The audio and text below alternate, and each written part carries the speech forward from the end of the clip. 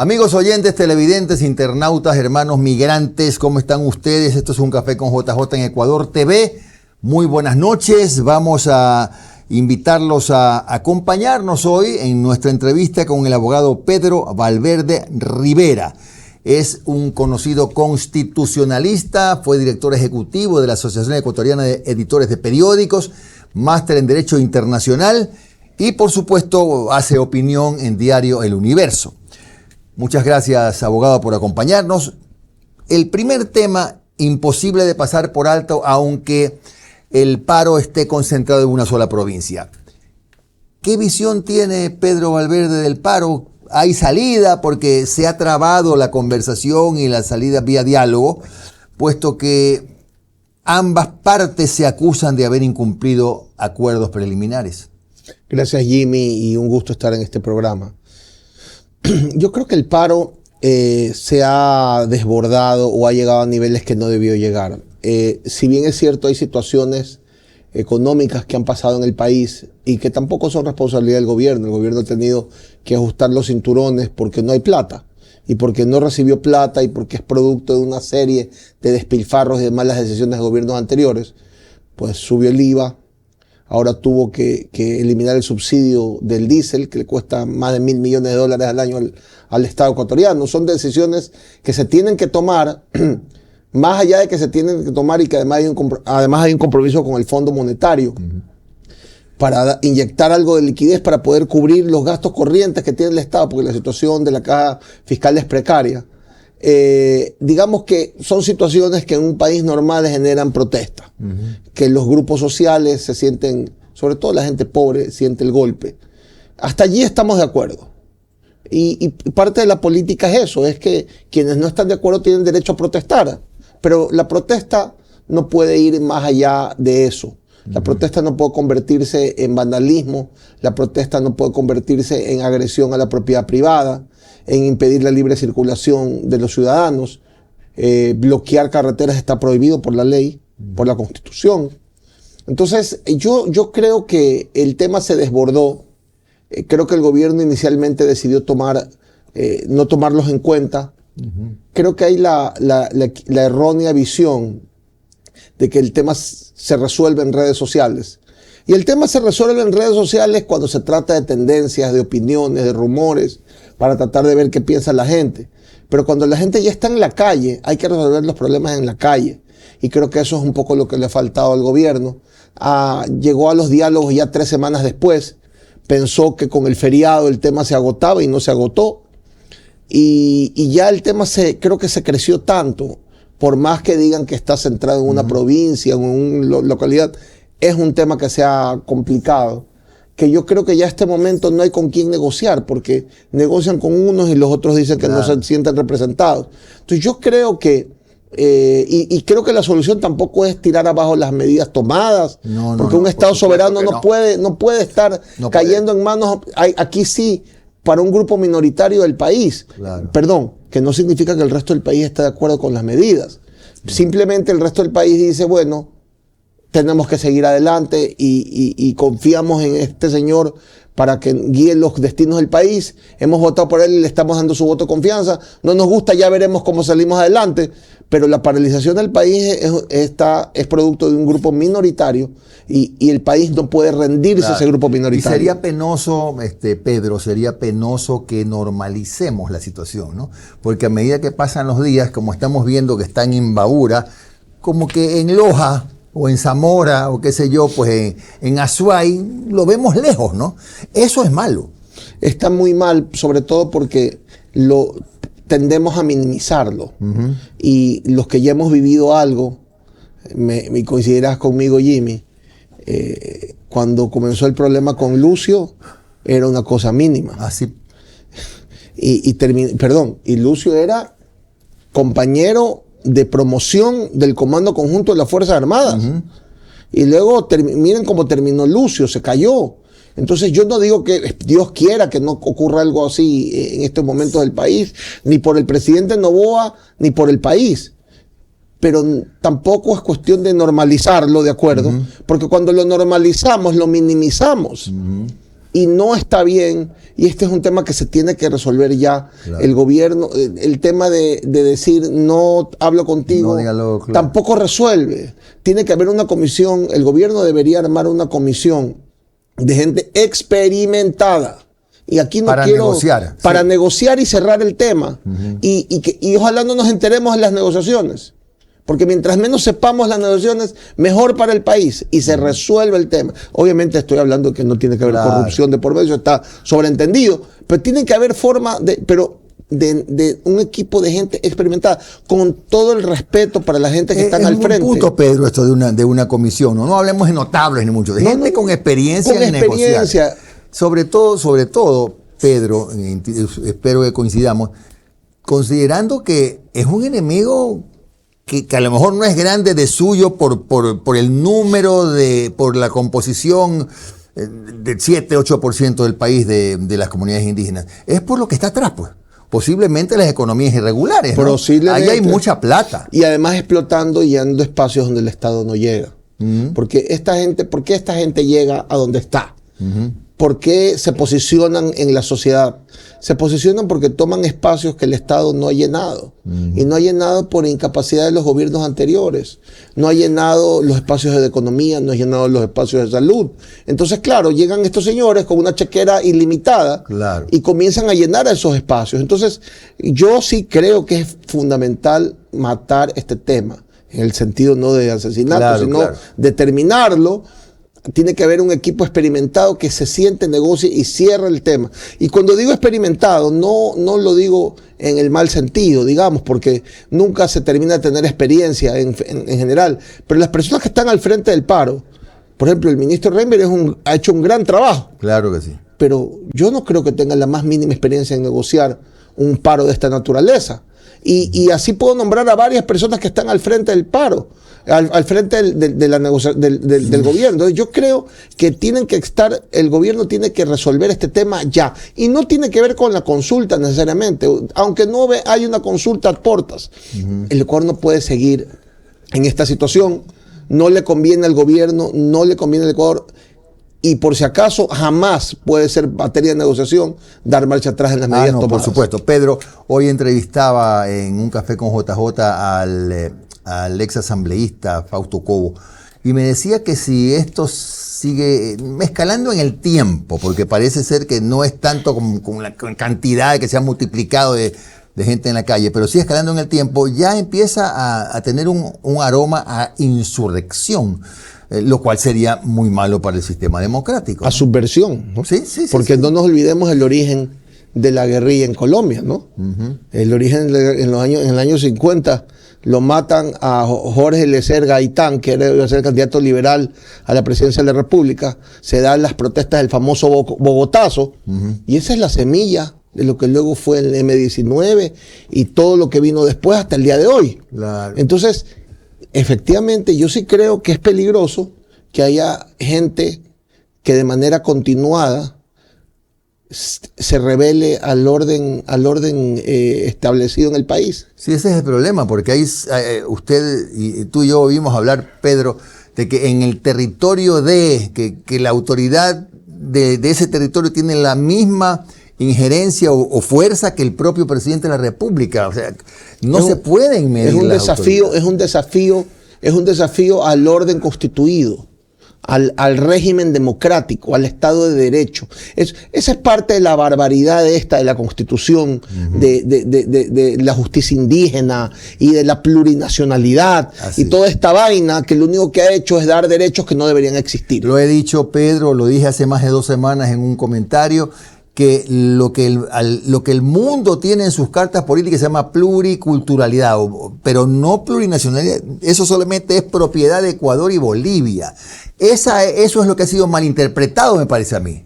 Sí, no? Claro, por supuesto. Yo creo que no. Yo creo que, digamos, la Constitución de Montecristi tenía una agenda diseñada para un señor, para el gobierno de un señor, pero también tenía unos destellos líricos de la izquierda le dieron una pluma para poder escribir todo lo que hubiera querido escribir y no había podido hacer. Entonces ahí salió los derechos de la naturaleza, los sectores estratégicos. Los sectores estratégicos, eso fue direccionado para manejarlo a través del señor que está preso. Ya. Eso sí creo que fue direccionado. Pero algunos destellos románticos de la izquierda ecologista y de la izquierda trasnochada son los que generaron este tema de la pluriculturalidad y la justicia indígena y los territorios ancestrales y eso es lo que ha generado este tipo de cosas, que haya gente que salga públicamente a decir que en su territorio manda X y no manda el presidente de la República. Es una locura. Porque, claro, que tiene la misma autoridad, ¿no? Eso raya en algunos tipos penales. Lo que pasa es que ya, otra vez, Jimmy, y valiosa tu apreciación, lo vamos normalizando. Y eso está muy mal. Porque mañana en Manabí también aparece alguien con la misma línea. Mañana en el oriente aparece con la misma línea. Mañana alguien en Galápagos se declara señor de las iguanas. Claro. Y entonces el Estado se erosiona, ¿no? Y eso está muy mal, muy mal. Vamos a hacer una pausa con el doctor Pedro Valverde Rivera. Regresamos a hablar ya a fondo en los minutos que nos quedan sobre la nueva Constitución. ¿Cuáles son los cambios más urgentes y cuáles son justamente las taras que nos dejó la Constitución del 2008?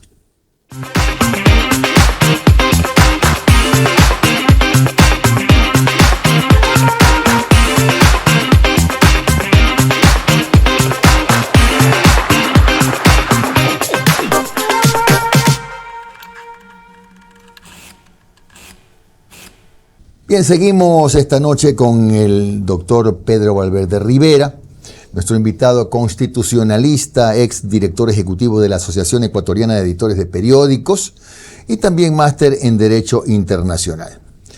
Pedro, seguimos hablando ahora de lo que puede ser la nueva Carta Política si es que la consulta nos lleva a seguir por ese camino. Una de las cosas que se han cuestionado de la vieja Constitución, y espero decirle vieja después de un tiempo, es que presenta muchas trabas a la inversión extranjera. Es verdad que la inversión, el ingreso de capitales choca con una pared que es la Carta Política actual. Sin duda, sobre todo en las áreas más sensibles de producción de un país, que son los sectores mal llamados sectores estratégicos, que más bien se refiere a los recursos naturales, como estamos hablando de energía, estamos hablando de petróleo, de minas, de minería. En el mundo normal, porque a veces nuestro país no es normal, digamos, las grandes inversiones las hace el sector privado. Así es. El Estado pone los recursos, da las licencias, da las autorizaciones y quien hace la inversión es el privado. Son los flujos. Es más, ni siquiera la petrolera es la que pone su plata, sino que hay una banca de inversión que califica el proyecto y le da los flujos para poder hacer el desarrollo. Pero nuestra Constitución, al decir que los sectores estratégicos solo pueden ser explotados por el Estado ecuatoriano, resulta que el único que puede explotar petróleo es Petroecuador. Claro. Entonces, ¿cuál es la realidad? La realidad es que si necesitamos explorar, la exploración es carísima. Claro. Y además es una exploración incierta, porque no hay certeza de que vamos a encontrar debajo de ese lugar la cantidad y la calidad de materia que necesitamos para poder explotar. Entonces, esa inversión que cuesta cientos, miles de millones de dólares, la hace el privado, porque el Estado no tiene plata, llegamos a duras penas a fin de mes para pagar el rol de pagos y para eso hay que estar haciendo préstamos y estar tomando medidas. Entonces, esa exploración la tiene que hacer el privado, pero el privado quiere explorar y explotar. ¿Y por qué quiere explotar? Porque es la manera de cobrarse, pues. Pero es lo mismo que las concesiones de las autopistas. El privado hace la carretera, pero se queda con el peaje para tener su retorno. Claro, porque el Estado paga tarde, malo nunca. ¿Qué es lo que sucede hoy? No, solo Petroecuador puede explotar. Entonces, ¿qué pasa? Traen al señor a que haga su trabajo bajo la figura de servicios, de prestación de servicios especiales, ¿no?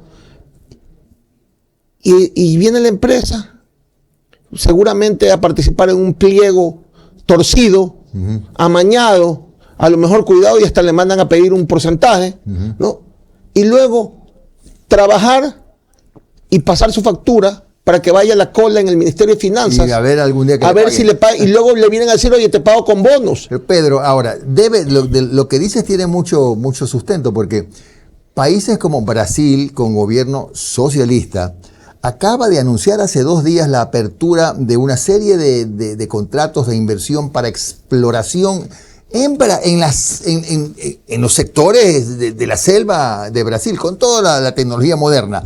¿Cómo es que Brasil puede hacer eso y acá no podemos hacer nada? Porque existe, mira Jimmy, yo te voy a explicar una cosa. En el mundo financiero, nadie pone su plata.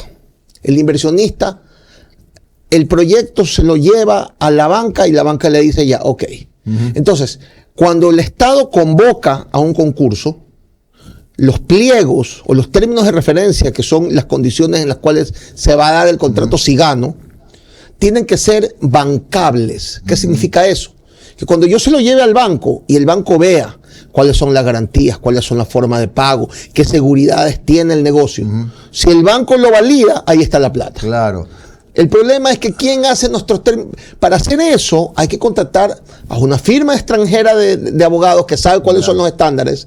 Hay que contratar a un asesor financiero que es el que va a hablar con los bancos y es el que trae a 4 o 5 interesados porque conocen el mercado, los conocen el mercado y ellos son los que hacen, ok, este proyecto así como está, es viable y es bancable. Entonces, cuando viene la convocatoria, tienes 10, 15, claro, y cada uno tiene su banco que lo sponsorea porque está en un lenguaje viable. El problema de muchos concursos que se hacen en el Ecuador, o son a dedo, en cuyo caso, pues ya sabemos lo que pasa, y no estoy hablando de este gobierno que creo que está haciendo un gran esfuerzo por mejorar las condiciones del país en general, o las hace y no quiero ser peyorativo, el Departamento Legal de Petroecuador. Anda a saber con qué estándares. ¿Y qué tiene que ver en eso la Constitución? Porque según el Estado ecuatoriano, según la Constitución, solo el Estado ecuatoriano puede operar y puede explotar los sectores estratégicos del país. Eso tiene que eliminar. Aquí odian las privatizaciones. En la Constitución se prohibieron las concesiones. Acuérdate que entraron en la transitoria, tuvieron que pasar una auditoría en las concesiones que existían. Las que se como quedaron, el tema del agua potable de Guayaquil, AAA, las concesiones. Claro. ¿Ya? Eso es una barbaridad. Ok, por alguna ridiculez que no estoy de acuerdo, porque privatizar no. ¿Qué significa privatizar? Privatizar significa agarrar un activo del Estado y venderlo para con esa liquidez hacer obra social e invertir en las cosas importantes del país y que ese activo pase a ser del privado. Claro. Ok, que vamos a vender las joyas de la corona como lo hizo Argentina, se satanizó lo que hizo Carlos Saúl Menem y hoy en día pero igual Menem es recordado. Hay una alternativa que es la concesión. La concesión. Es una alternativa importante. Por ejemplo, Jimmy, algo importante. En Perú, no estoy hablando en Suiza, en Bélgica, en Perú. Sí. En Perú ya, que tiene como 9 presidentes en una década, pero ahí está funcionando, porque nadie toca las reglas económicas que dejó Fujimori. Es correcto. En Perú ya hay concesiones de hospitales. ¿En qué consiste? Se trae una empresa, se convoca, se licita bajo términos bancables a una empresa que se encargue de lo que se llama la bata gris. ¿Qué es la bata gris? La parte administrativa. Y la bata blanca, que es el personal médico, eso sí, obviamente lo maneja el Estado. Y se le pone un valor a que lo administre, que lo vuelva eficiente, se le paga o se paga. Claro. Y vuelve eficiente. Y el Estado deja de tener que estar invirtiendo y se acaban los negociados de las medicinas. Pedro, tú tienes una teoría acerca de la cuenta única del Tesoro. ¿Por qué crees que la cuenta única del Tesoro tiene que pasar a la historia? Es la corona del centralismo y del amarre en este país. Ya. Eso se puede cambiar vía Constitución. Lo que pasa es que el problema es que, a ver, en ninguna constitución del mundo, porque la Constitución es un marco. Ya. Y luego vienen las leyes que desarrollan los principios constitucionales. En ninguna constitución del mundo hay un artículo que diga que tiene que haber una cuenta única del Tesoro. Eso es una y en la del 2008 sí dice. Por supuesto. Entonces hay que cambiarlo. Porque fue la manera de que el rey pase a manejar toda la plata del Estado, pues. Ya. Es que, perdóname, ¿cómo vas a...? Tú eres mayor, igual que yo, somos personas mayores, y recordamos cómo era el Ecuador antes del 2006, antes del 2007. Cada institución manejaba su plata en banca privada. Para comenzar, no debería existir el Banco Central. Ya. Comencemos que el Banco Central no debería existir. Pues no tiene sentido que exista Banco Central en un país que no emite moneda. Que no emite moneda. Ya. Entonces, pero digamos que existe. No puede ser que las instituciones privadas, perdón, las instituciones públicas, que no forman alcaldías, parte... municipios, juntas parroquiales, etcétera. El mismo seguro social, la empresa pública de agua. Que no pueden administrar sus recursos. No pueden manejar sus recursos, tienen que mandan su requerimiento para el segundo clic del ministro de Economía, que es un mega emperador, que además tiene prioridades como pagar el sueldo. ¿Y cuál es la salida entonces? Eliminar ese artículo y que cada institución maneje. Si igual son fondos públicos, son sujetos. Igual los Contraloría. Y tiene todos los controles. Que cada institución maneje su propia plata. De esa manera. Por supuesto, tiene que haber una participación del Estado. ¿No? Pero por supuesto, obviamente. Pero la cuenta única del Tesoro es el monumento al centralismo. Que está en la Constitución del 2008. Y que tiene que eliminarse. Es tan fácil como eliminar el artículo. Pedro, ya casi aterrizando en el final del programa, quiero preguntarte por qué crees tú que hay conversaciones, yo digo conversaciones de café, que es donde nos encontramos los amigos, donde ya se comienza a oír otra vez de la opción del federalismo, que para mí todavía no estamos listos, pero ya se empieza a oír.